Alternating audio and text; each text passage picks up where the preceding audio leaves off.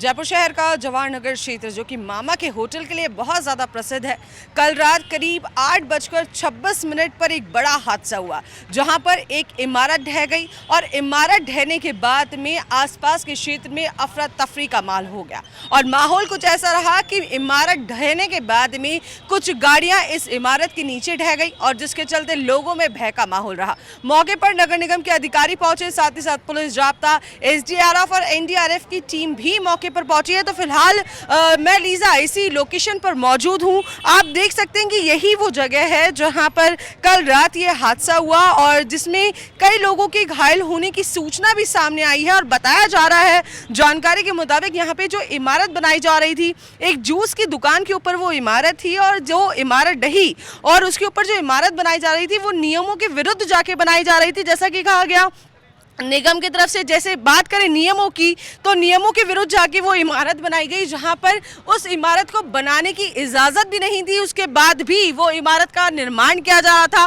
कहीं ना कहीं एक बड़ा हादसा, जनहानि होते हुए बच गई। क्योंकि देखिए, ये क्षेत्र की अगर मैं बात करूं, ये क्षेत्र आवाजाही का क्षेत्र है जहां पर अधिकतर लोगों की भीड़ मौजूद रहती है और कई बड़ी जनहानियां हो सकती थी, लेकिन एक बड़ा हादसा, बड़ी जनहानि होने से बची है। क्या कुछ माहौल था, क्या कुछ परिस्थितियां नहीं और क्या कुछ नियमों के विरुद्ध जाकर यहां पर काम चल रहा था, उसको लेकर आज जनता के बीच में मौजूद हूं, जिसको लेकर आज हम लोग बातचीत करने वाले हैं। जी, क्या नाम है आपका? मेरा नाम ब्रजमोहन है जी।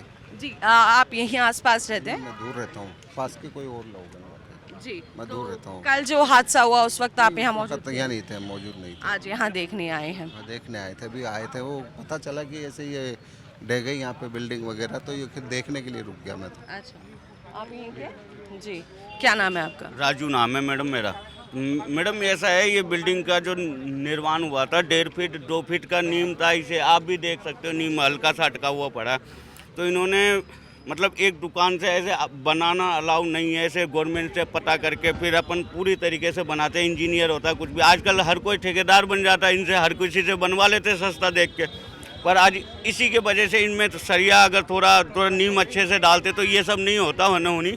और दूसरी बात, इतनी सी जगह में आप 6-6 मंजिल 4-4 मंजिल डालोगे अपने गोदामों के चक्कर में या कोई किराए के चक्कर में, तो ऐसे अच्छा नहीं है। प्रशासन से यही नियम है जो भाई पूरी जयपुर में जहाँ ऐसे हो रहे, आज चलो एक से बच गया अपना, आने वाले समय में कोई दूसरी बिल्डिंग गिरे उसमें 50 आदमी दब जाए, क्योंकि ये तो मार्केट एरिया है, पूरा मार्केट एरिया, डबल एरिया। और इसमें कम से कम हज़ारों की संख्या में जैसे अभी रहते हैं ना, ऐसे हर शाम को भीड़ लगता है यहाँ पे। वो तो कल हमारा क्या एक तकदीर अच्छा था लोगों की, जो यहाँ पे मौजूद 2 से 3 जने थे, बस कोई भी नहीं था, इस वजह से बच गया। यहाँ पे कोई मंजिल में पहले से ही जो है दरार आ रही थी, इमारत जो बन रही थी उसमें दरार आ रही थी। कई दुकानें यहाँ पे मैं आपको दरार दिखा सकता हूँ अभी यहाँ पे, फिर भी उस पर एक मंजिल डालने की सोच रहे लोग बाग। अब पुरानी बनी हुई है, ठंडा करके भी नहीं, अब ये तो ठंडा करके बनाया हुआ वो है जगह, फिर भी इसमें इन्होंने नीम नहीं डाल रखी थी, इस वजह से ये पूरा का पूरा। आप मौके पे कब पहुंचे थे? मौके पे गिरने के बाद पहुंचे थे हम, क्योंकि हमारे घर पास में, जैसे सुने थे उसके बाद पहुंचे थे यहाँ। लमसम कितने लोगों के घायल होने की सूचना है, कुछ आइडिया? मैडम ऐसे तो 10-12 जने जाते, पर वो बच गए थे। जैसे उसकी आहट ढाई हुई ना गिरने की, ऐसे में सब निकल गए थे, क्यों धीरे से गिरी थी, एकदम से नहीं गिरी थी मैडम ये। लेकिन जी, चलिए, तो जैसा कि जनता यहाँ पर मौजूद थी, जनता का कहना है कि नियमों के विरुद्ध जाकर यहाँ पर लगातार इमारत ढह रही है।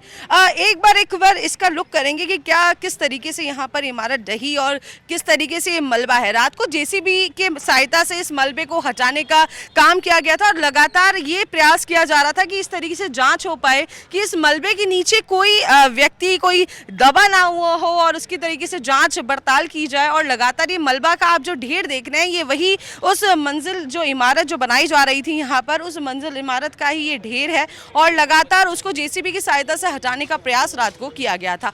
अब सबसे बड़ी बात ये है कि क्यों नियमों के विरुद्ध जाकर इस तरीके की इमारतें बनाई जा रही हैं, इसमें सबसे बड़ी लापरवाही आखिर है तो है किसकी? सबसे बड़ा सवाल उठता है कि क्यों निगम के अधिकारी मौके से पहले, जब ये बड़ी घटनाएं हो रही हैं उससे पहले क्यों इस पे ध्यान नहीं दिया जा रहा, और क्यों सबसे बड़ी बात यह है कि हादसा होने के बाद में कोई बड़ी दुर्घटना हो जाती है, कोई बड़ा हादसा हो जाता है, उसके बाद ही क्यों प्रशासन जाग रहा है। और जैसा कि जनता ने कहा कि यहाँ पे आसपास क्षेत्र में कई ऐसी इमारतें हैं, जयपुर शहर में कई ऐसी इमारतें हैं जिनमें दीवारों में दरारें आने के बावजूद भी उसके ऊपर निर्माण कार्य किया जा रहा है जो कि नियमों के विरुद्ध है, और निगम उसकी इजाजत दे रहा है, और अगर ठेकेदार उसकी अनुमति ले रहे हैं तो इसका जिम्मेदार कौन है? और क्या सरकार, क्या प्रशासन, क्या निगम के अधिकारी क्या कोई बड़ा हादसा होने का इंतजार कर रहे हैं या कोई बड़ी दुर्घटना होने का कर रहे हैं इंतजार?